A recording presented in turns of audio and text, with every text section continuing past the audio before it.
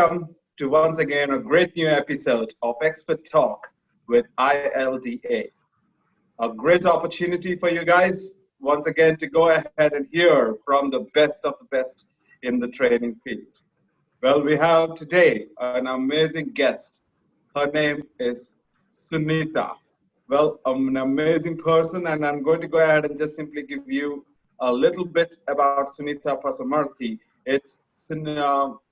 Sunita has about 20 plus years of experience as a behavioral trainer and mentor with names as Cognizant, DBS, Wells Fargo, Sanctuary in her clients list. And she has also a proven reputation of delivering programs that are powerful, penetrating, and transformative. Sunita also empowers people to communicate effectively, be efficient and productive, and to perform at their best. And this is just a little bit about Sunita, and of course, just to let you know, and as the training field already knows her, she's wonderful when it comes to mentoring aspiring trainers pro bono. Thank you so much, Sunita, for being here. You're an amazing personality, and it's a great honor for ILDA to have you with us. And for these few minutes, we just can't wait. In fact, it's not just me, it's the viewers, everybody. We just can't wait to go ahead and hear what you have got to say for us. So let me go ahead and give off the stage to you without any further ado. So here you go. The stage is all yours. Thank you. Thank you so much, Paul, for that wonderful introduction. And first and foremost, I would like to thank you, ILDA, for giving me this opportunity. The pleasure is totally mine. So let me start my session today. First and foremost, hello, everybody out there watching this. Curious to know a little more about today's topic, that is, life is a DIY project. Interesting? Yes? So we all know what is the full form of DIY, don't we? That is, do it yourself. So a couple of days ago, my 11-year-old daughter was sketching a picture that she wanted to gift to her friend. And after spending almost 1.5 to 2 hours into sketching, she took an eraser and started erasing it. I was quite astonished because she's not the kind of a child who would sit still for 1 to 2 hours at a stretch. When I asked her, she said that she was not happy with what she had drawn, with what she had sketched. And this was very different from the sketch she had envisioned for her friend. And she would not be happy if she gave this sketch to her friend. So she thought, instead of regretting later, why not erase it completely and start all over again? Now, this incident made me realize that how many of us are absolutely unhappy with the things that we have done in the past. We would want to go back, change that, do things differently, and maybe start all over again. Perhaps that job interview that you could not get through, maybe that training session that you could have taken in a different way. Maybe you could have adopted an innovative method to teach that concept. Maybe that client meeting wherein the presentation could have taken a little bit more effort from your side, or the course that you did not complete.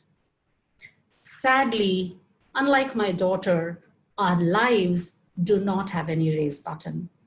However much we want to, we cannot go back and do things differently. This incident also made me realize that our happiness and success in future is a direct consequence of what we do today. Our actions, our attitude today defines the life that we are going to have in future. So life is a do-it-yourself project. Let me share a story with you which has inspired me tremendously. There was once a carpenter who would build houses, and he used to work with he used to work with a contractor. He was getting old. The carpenter was getting old, and he wanted to retire. So he went to his boss, the contractor, and told him that I would like to retire. Please let me go. Now, this carpenter was well known for his quality work. He was diligent. He was upheld for his craftsmanship. The contractor was unwilling to let him go because the carpenter was a wonderful guy. He was a wonderful employee. He was upheld for his quality work. But yes, he couldn't have stopped him. So the contractor said that, all right, if you have decided that you want to retire, I will let you go. But there's this one last request that I have. Please consider it as my personal request, as a personal favor, and do this for me. Build this one last house for me. The carpenter agreed, although reluctantly. He agreed to that request reluctantly. And it was obvious right from day one that his heart was not into the job. So because of this, he resorted to shortcuts. He used inferior material, and he resorted to shoddy work. And as the house was nearing completion, it was very, very obvious that that house was way, way below that carpenter's standards. What a disappointing way to end such a glorious career. And when finally the house was built, the carpenter asked the contractor to come and take charge of that house. When the contractor came to inspect that site, the first thing that he did was he took out a key from his pocket, gave it to the carpenter, and said, "This house is my gift to you." The carpenter was aghast and shocked. Only if he had known that he was building this house for himself, he would have done it differently. He would have demanded excellence from himself. Guys, we all are like that carpenter. We build our lives like that house, one day at a time, and many a times giving less than our best. And finally, we have to live in that house, in that life. We are shocked at what we have created. So every action that we take, every attitude of ours, every effort that we make is like that nail, that brick, that wall, that pillar, which goes into building this house called as life. And our attitudes and actions today decide how our life is going to be tomorrow. So as trainers, as professionals, my question is, what kind of an excellence, innovation, and passion are we bringing into our work? If we are unhappy with where we are, then perhaps it's a direct consequence of what we have been building over the years. I'm going to repeat this. If you are unhappy with where you are now, then perhaps it's a direct consequence of what you have been building over the years. Now, of course, you would say that we cannot go back and undo whatever has happened. Yes, we cannot do that. But remember what I said earlier? Our success and happiness in future is a direct consequence of what we do today. And it is better late than never, right? In fact, Napoleon Hill, the great American author, has said that it is only halfway through our life we discover that life is a do-it-yourself project. So yes, let's start from today itself and take ownership of this project that is called as life and mold it, design it the way you want it to be. I'm going to share with you 3 strategies that have worked with me while designing my life. The 3 strategies are, the first one is life vision. The second is visualization. And the third one is being proactive. So let me start by talking about the first strategy, which is life vision. Now, life vision or vision of our life is like that guiding document that helps us in all the areas of our life, which covers all the aspects of our life. And it is based on our individual beliefs and values. So before building a house, usually a blueprint is made, right?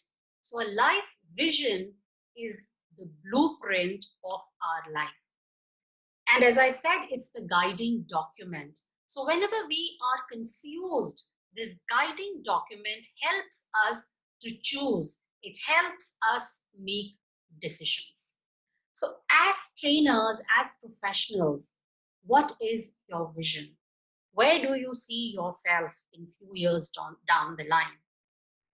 As Stephen Covey has rightly said, that begin with the end in your mind. So this life vision helps us plan our career.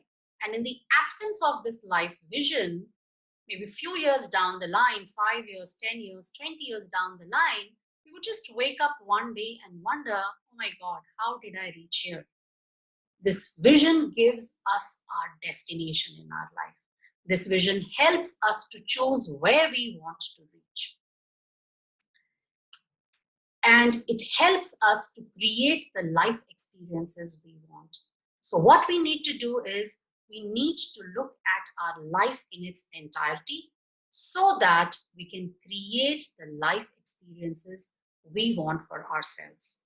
And if we can write this vision, if we can write this vision clearly, it helps us identify our direction and also helps us cultivate a laser-like focus. So the first strategy that I have for you is having a life vision. The second strategy that I have is, and of course, when you have a life vision, it helps us choose our work, people, and situations that are best suited for you. Because if you have a vision, if you have a destination, you know, these are the things I have to do. I have to work with these companies. I have to work with these people. These are the situations that I have to work in, which are best suited for my life vision. So this is the guiding document of our life. The first strategy, guys, is writing a life vision. Now, the second strategy is visualization. During my growing up years, I would always visualize myself to be my own boss. You know, I would visualize myself to be running up my enterprise successfully. And now when I connect the dots back, I can clearly see as to how that visualization helped me reaffirm my belief. It helped me fructify my vision. So visualization brings in positive manifestation of your vision. It helps you see things in different areas of your life. And when we are able to visualize, you can clearly see as to what areas of your life need that effort, time, and attention now. Remember I said earlier, our happiness and success in future is a direct consequence of what we do today. So visualization gives you that power to tell you, to make you become aware of the areas that need working upon today. So visualization is basically helping us to first visualize mentally and then physically create whatever you want. So basically visualization is crystallization of your vision. And as I said, it helps you become aware of your life, of those areas of your life which need more time, effort, energy, attention now. So I said life is a do-it-yourself project. When you visualize, you can work on things today so that you have designed the required life for you tomorrow. That's my second strategy for you, that is visualization. The third strategy that I have is being proactive. Now, many of us live life on the autopilot, just reacting to things that life throws at us. Simply, we live in a reactive manner. But what it does to us, it leaves us with a feeling of powerlessness. It leaves us with a feeling of loss of control, and we get dejected, don't we? Now, being proactive, what does it do to us? It empowers us to take ownership of our life. It helps us be in that control zone wherein we decide on the action that you want to take, the amount of excellence that you want to bring in your work today, right? It's all about doing today. So that is taking a proactive stance to your life. Only if we take a proactive stance can we design a life that we want, and we can design the person that we want to become. Because it's all about us. It's about the aspects of everything surrounding us. So it's very, very critical that we have to be proactive. And what we need to do is we need to actively participate in creating the way you want your life to be. We need to continuously ask questions. What is my progress? Am I moving in the right direction? So right now, when the entire world is witnessing so much of change, so much of turmoil, in fact, the training industry is undergoing a sea change, and we are literally thrown out of our age-old methods of training, our conventions. As a training professional, what is it that you are doing to survive and thrive in this new environment? Have you taken a proactive stance, or are you waiting for somebody else to come and lead you out of these turbulent times? That's a question you need to ask yourself. Because if you have a proactive stance, you're not going to wait for anybody, or you're not going to wait for situation to again become normal. You are going to devise ways, you are going to create ways, you're going to create methods, in fact, think creatively also to survive, and not just survive, but thrive in this new environment. So that's a question you need to ask yourself. And if you are unhappy doing whatever you are doing today, then stop. Do not do it, because nobody else is making you do it. You are doing it yourself. When we have a proactive stance, we are consciously creating the life that we want. Something that I call as life by design. Another name for life is a do-it-yourself project. So 3 strategies that you have to keep into consideration. First is your vision. What is your vision? Second is your visualization. Say, for example, if I visualize myself to be the best in my field, to be a thought leader, to be an authority in my field, the question that I need to ask myself, what is it that I'm doing in that direction? Am I creating unique and authentic content in the form of my training? Am I writing the book which establishes me as a thought leader? Am I putting up relevant social media posts?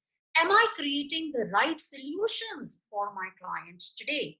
Then only I would be able to achieve that position a few years down the line. So that's the power of visualization. And last but not the least is being proactive, because vision, yes, but we also need to take action on that vision. So the Wikipedia explanation of DIY includes modifying, building, or recreating without any external help. My question is, what is it that you are doing today with your career, with your personal life? Are you modifying? Are you building? Or are you recreating? Or are you just sitting idle? Remember, this is your life. build it wisely. Thank you so much for listening out to me, and thank you, ILDA, for giving me this opportunity. It's such a wonderful initiative taken by ILDA to, to, to kind of, host experts in the training fraternity, voice their opinion. Thank you, everybody, for watching this out, and stay safe. Okay, so thank you so much, Sunita, for this wonderful session. I mean, yes, this particular session, I think it's the absolute need of the hour, and it's an absolute honor for us to go ahead and listen it from a personality such as you. So, Sunita, thank you once again so much for the amazing session that you have given us. A heartfelt gratitude from ILDA and every member of it in order to go ahead and hear out. Thank you so much.